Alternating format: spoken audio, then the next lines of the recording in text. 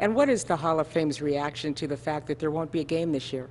Well, while we're disappointed, we really do appreciate the fact that the league and the players worked right to the last minute to try to salvage the Hall of Fame game as scheduled. We understand, that this is a casualty of the labor negotiations, and we do know that, while it will have an impact on the local community and the Pro Football Hall of Fame, we believe that the long-term stability that will result from this agreement will benefit not only the league and its players, but the fans and the Pro Football Hall of Fame.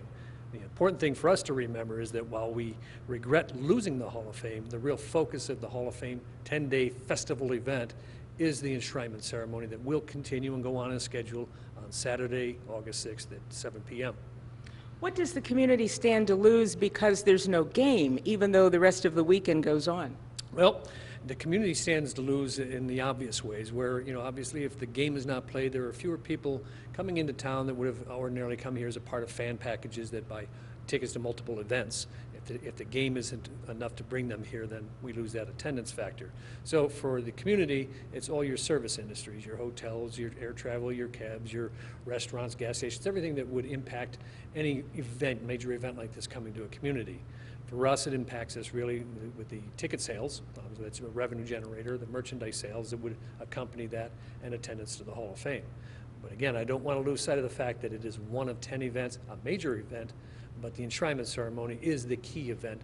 The reason why we had the Hall of Fame game in the first place is to celebrate the new class of enshrinees. Can you put a dollar figure on the loss? No, we really can't because it's very difficult. One, we don't know it yet, and it's hard to compare one year to the next because the attendance varies for a variety of reasons. The high-profile nature of the class, or even the weather can factor in on some of the events that happen over the Hall of Fame week.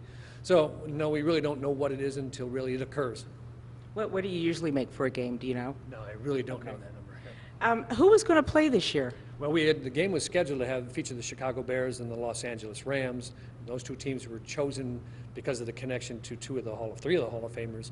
Marshall Faulk and Les Richter played for the Rams, and then Richard Dent played for the Chicago Bears. Has there ever been a year since you've been doing this when you haven't been able to play the game? Well, it goes all the way back to 1966 is the only year that there wasn't a Hall of Fame game, and that wasn't a game that was canceled. There just merely wasn't one scheduled that year. That goes back to the days when teams scheduled their own preseason games and at neutral sites. It was kind of haphazard. There was no formal scheduling.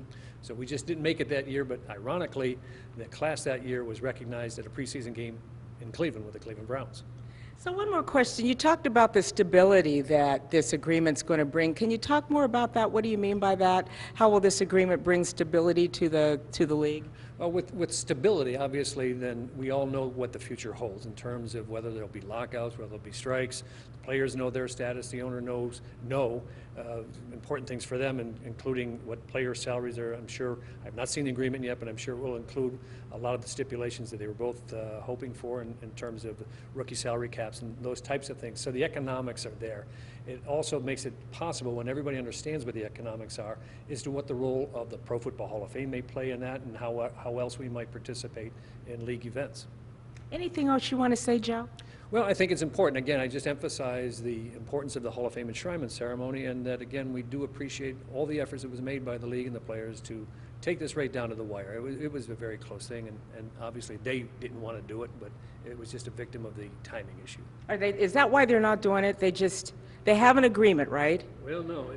The owners have ratified an agreement. The Players Association has yet to have their vote, and all those types of labor things I'm not the expert on, but it will take both sides to have an agreement before everything is settled. But from the schedule as presented right now, the timing would not permit the teams to be in place sufficient time to be here for the Hall of Fame game.